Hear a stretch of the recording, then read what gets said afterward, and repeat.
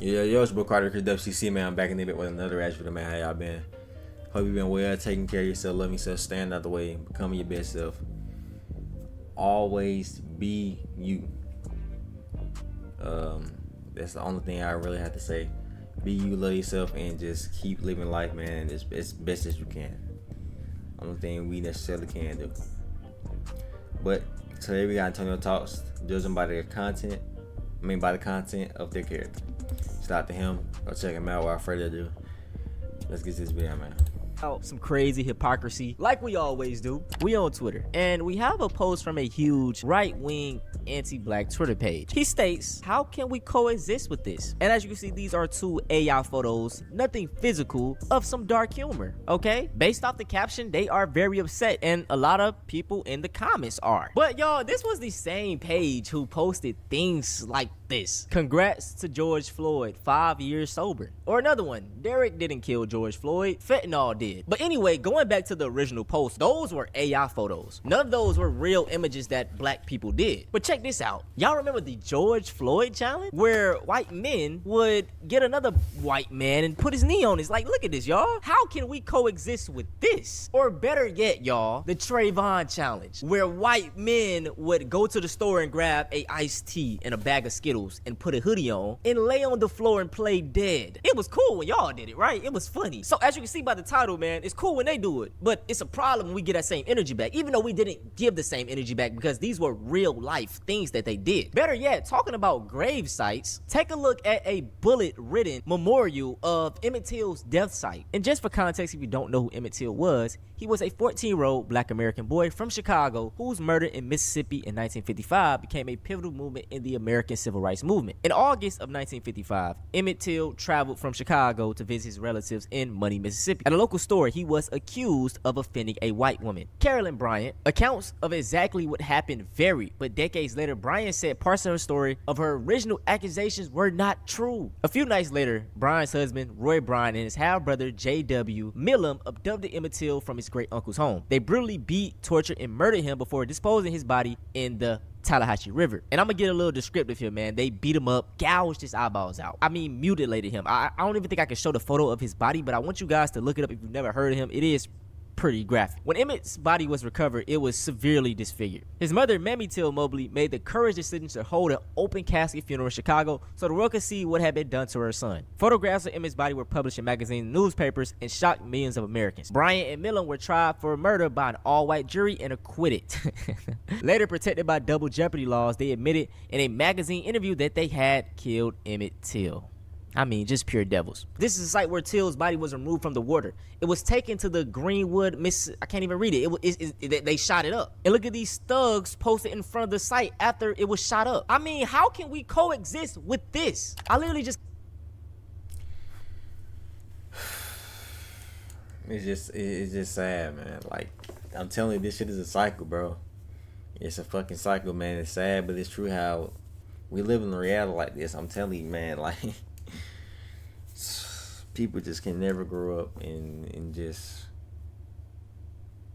stray away from this type of bullshit. I guess it just attached to them, you know. And this is, like I said, man, from time to time, bro, this is exactly what the higher ups want. They want us to keep continuing to do this type of evil, weird shit, man. Like I said, bro, motherfucking used to be ancient civilizations, bro, on top of the fucking world. Not even tripping about this shit. I'm talking about light years ahead of time. And now we live in a timeline after multiple resets, after great resets, nigga, of this type of shit that's going on, bro.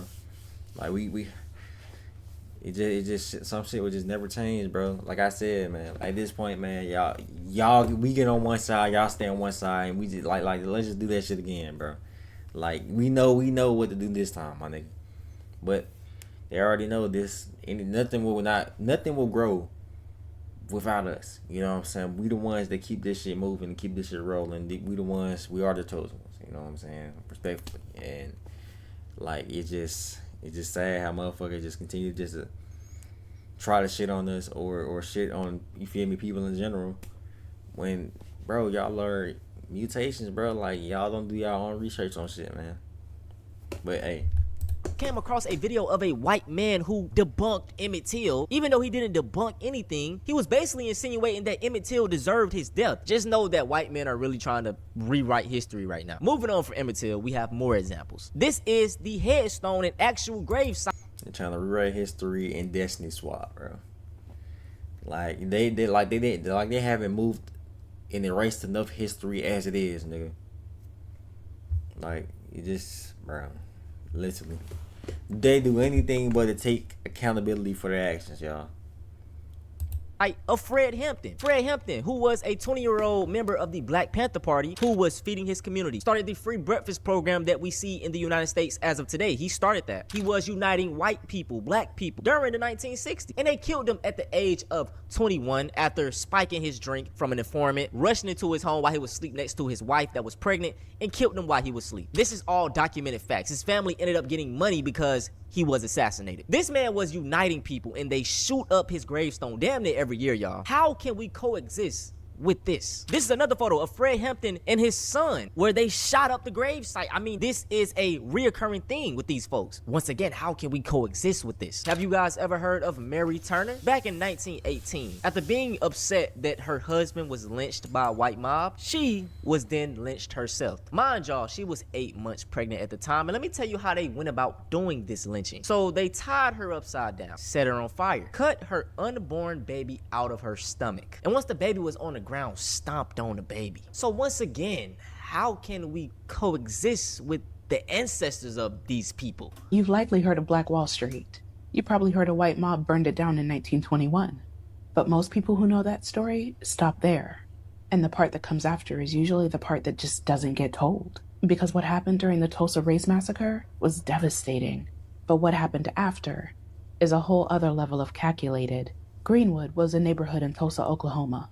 They had hospitals, law offices, 2 newspapers, 2 movie theaters, black doctors, lawyers, dentists, all built by a community that white institutions refused to serve. No government help, no outside investment. They built it themselves. Booker T. Washington visited it in 1905 and dubbed it the Black Wall Street. And that's exactly why it had to be destroyed. On May 30th, 1921, a black shoeshiner named Dick Rowland got into an elevator with a white elevator operator named Sarah Page. Now, what happens next is disputed. The most common account is that he stepped on her foot accidentally, and she screamed. He ran, and when the cops showed up, she refused to press charges. That detail matters. The Tulsa Tribune ran a headline calling for his arrest, and an editorial that survivors say called for a lynching that night. An editorial that was later removed from the paper's own archives. By evening, a white mob of thousands had gathered at the courthouse. Around 75 black men, many of them World War I veterans. They went to protect Rowland, and somebody fired a shot, and the city of Tulsa was set loose on Greenwood. The police deputized hundreds of white men on the spot and sent them in. The Department of Justice described it a century later as a coordinated military-style attack. In 18 hours, these thugs burned 35 city blocks, a hospital, a library, churches, more than 1,200 homes. At least 10,000 people homeless. Historians estimate between 100 and 300 people killed. A number never confirmed because nobody in power wanted to count the bodies. Dick Rowland was eventually exonerated. All charges dismissed, and he eventually left Tulsa.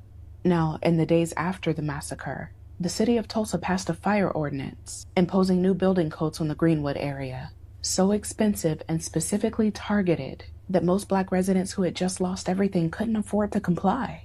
It wasn't illegal to rebuild, it was just made impossible. The all-white grand jury blamed black Tulsans for the massacre. Not one white person was convicted. Insurance claims were denied.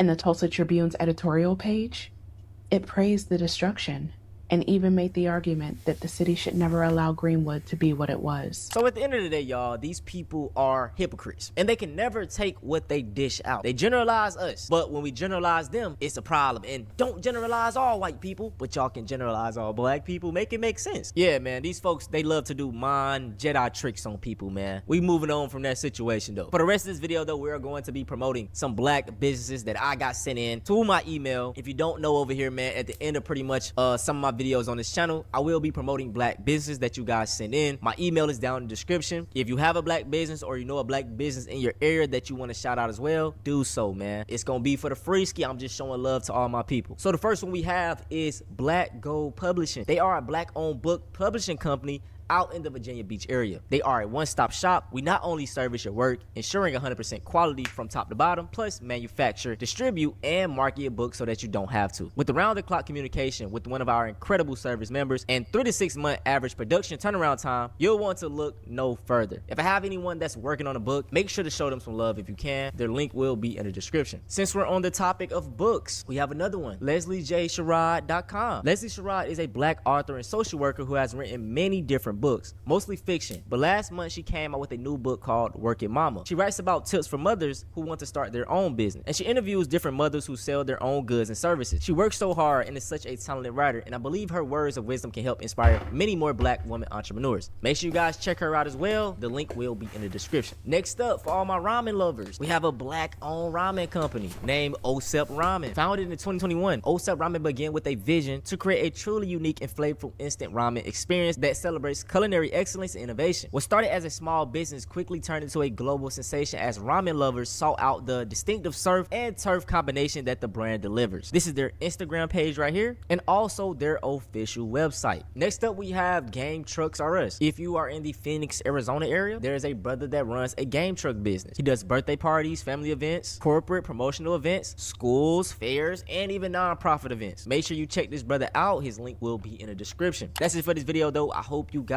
enjoy. Once again, if you are a black business owner, send me your business, and also the other business that I have in my email, I'm gonna get to y'all as well too. I just gotta keep doing my research, okay? But I hope you guys enjoyed. If you guys want to see something similar to this, I highly recommend you go check out my debunking of someone trying to debunk Mansa Musa. There was a lot of information that people probably didn't know black did back in the day during like the medieval time. So check out that video, share it with your friends, and it's a great breakdown.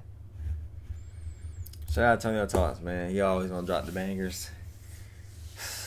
So much history that they just want us to forget, and like we remember, like, you feel me?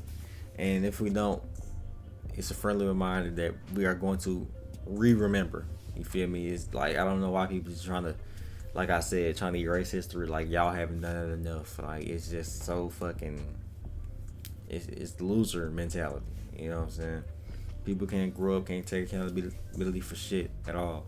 And swear they didn't do nothing wrong. Shout out to all the black businesses as well. We need more of them. Keep going, keep grinding.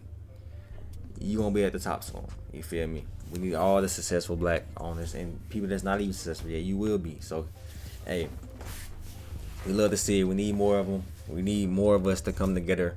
At the end of the day, real black people. You feel me? The real black owners. Cause you know some people to be playing both sides and shit. You feel me? And be working for them agents and shit. You know what I'm talking about. But yeah, it's your boy Carter Chris. Tell me what you thought about the video. Like, comment, and subscribe if you're new. It's your boy Carter Chris WC. I'm out of be. Y'all stay safe. I love y'all. See you next time, man. I'm out, bro.